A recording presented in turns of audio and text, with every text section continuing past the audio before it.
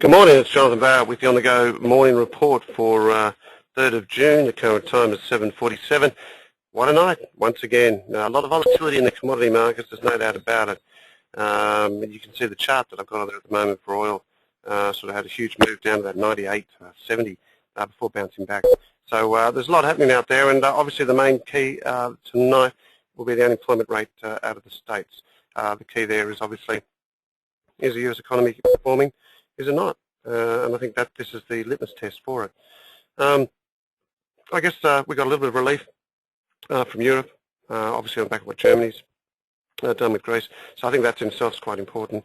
We did get a sell-off as a result of that, some more of that news. The Dow sort of seemed to recover a little bit as well, and only down a fraction. But I guess everything hinges on tonight's data, and to me that will be the key. Okay, let's just rummage through just a little bit of news, as we normally do. And there we go, that's what I need. Righty-ho, just coming up. Markets have been, I think it's going to be interesting in June. I mean, May was, everything was down, all the commodities. But I think, June's going to be a little bit more optimistic, so let's see how we go.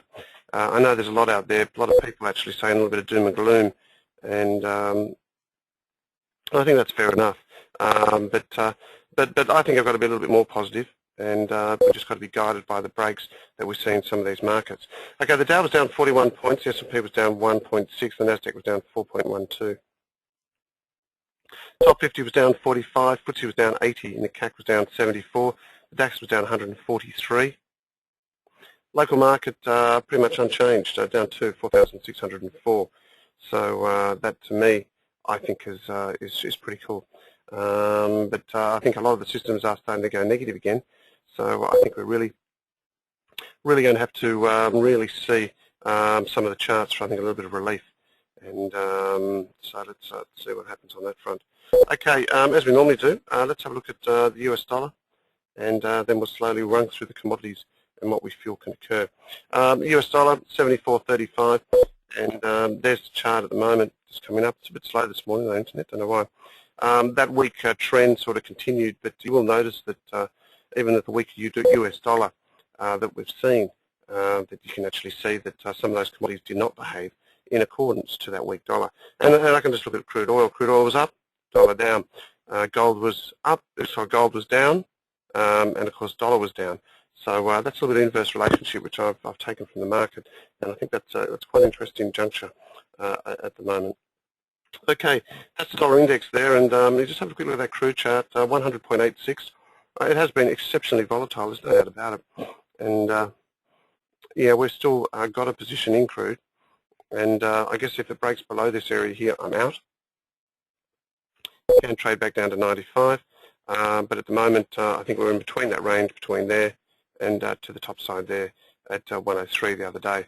So, but look, quite precarious, and expect a little bit of volatility, but I think 95 is the key for me within this recent range, and that's something we've had quite a few times.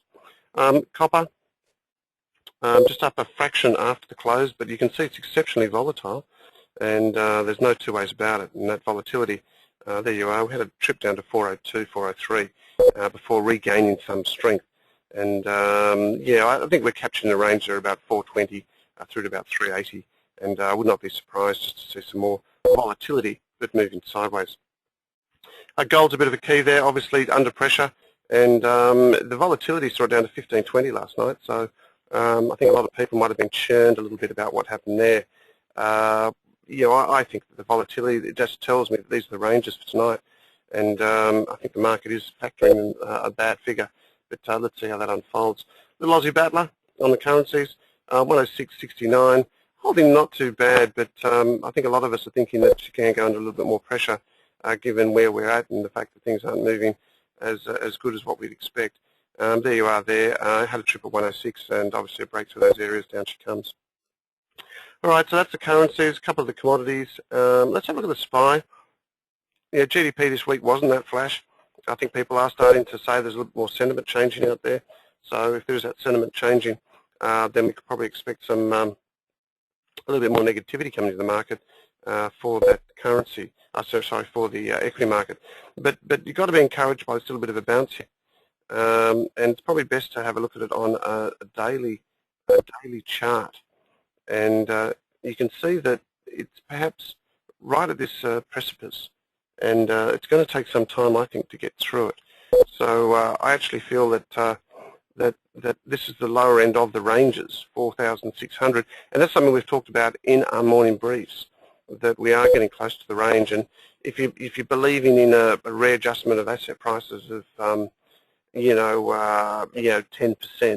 then you're back down to this area here, 4,200. And I think you've got to take that in its stride, but be guided by the breaks. That's all it is. It's just be guided by the breaks and the support. I was talking to a customer yesterday, and I said, look, what I feel you need to do is just say, look, it's 5,000, 4,200. That's the range. You can't do much around these levels because it's mid-range. So the idea is just to wait. Either sell at the top and buy the bottom. Sounds simple, hard to do, because you certainly need that patience. And that's been the trend for quite some time. So in my mind, you're right in the middle, so I'd adopt a neutral stance. Okay, that's the SPY. Let's have a quick look at that Dow too, and then we'll have a look at some of the softs, and then obviously go through the general market.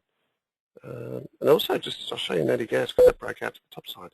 Well, we hope it's broken out to the top side. Where are you? There we go. Here's the mini, which is a good chart.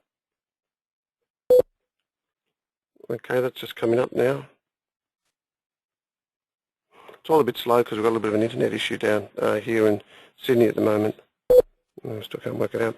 See, that's the big move there. A daily chart. And look, it doesn't look that pretty, but it sort of errs on a move that is getting very close to a realignment of asset values. I'll try and get a chart in there. There's a support there. So 12,000, and I think you could probably say, oops, no, it's not working. Okay, but you can see that if it does break through this trend line, then it's quite a big fall. So let's see how that unfolds. But at the moment, there's certainly a bit of support there, and that's pretty good support. And just try there. There we go. Okay, and you can see the momentum indicators are on the downside. So if this is just a fall that meant in the market, you'll find out tonight with those unemployment numbers, and you certainly see that there's a bit of moving and shaking in those. We will go through those in a second. Having a look at some of the softs. This is the one I want to focus on at just the moment, soybeans. I can't really, of the reports I'm reading, I'm probably one of the only bulls out there. But I'm happy to be that way at the moment. It will tell me when I'm wrong, and there you can see that breakout to the top side. So I'm happy to stay with the positions. We've got warrants on board for long soya, so I'm quite happy to be there. I like these sort of formations, and I'm comfortable with it. Although corn had a bit of a slight correction, and there we are. Oh, sorry, it's cocoa. Sorry, where's corn? Sorry. Corn had a slight correction. It's still holding on to those highs. So any day now, I think I'm still happy to be long corn and looking for that break to the top side. It's been frustrating, but I'm happy to run with it. Now, the other one I want to quickly look at is the natty gas market. Because, when you look at it, there's been some very strong moves in it. And I think the expectations are for that to there it is there. I've mentioned it. Everyone knows that we're long. And there's the various trends we've had on it. And look, that's it. I'm long, and I'm remaining long. And we picked up a nice little trade the other day, or not the other day, the other week. This is the LNGA. It's a leveraged natural gas product, and it's traded as shares. And she has a lot of volatility, but you can also see that she is looking ready to have a bit of a bounce. In fact, let's just try and get a little bit of alignment back for you. There we are. It's been a massive trade. That's all you've got to look at. And then you finally see from $16, $18 down to $4, 4 to 43 pence. You'd like to see some form of bounce. So we're certainly in it, and we're looking for that break to the top side. So I just thought I'd mention that.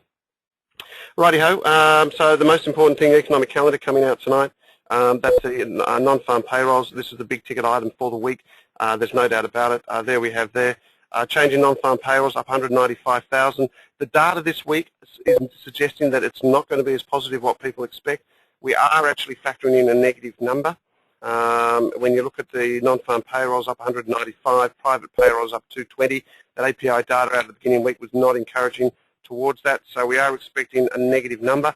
Unemployment rate 8.9%. I think a lot of people are suggesting that that would be positive, but at the moment the hearing on the street is that it's not going to be a good number, but that perhaps could set us up for a little bit of reversal. Let's see what happens. Okay, that's about it from me. I hope everyone has a good weekend, and you know, it's certainly been a volatile week, but I think lots of fun. And remember, if you are trading, just remember to preserve your capital, because hopefully we'll get some good trending markets soon.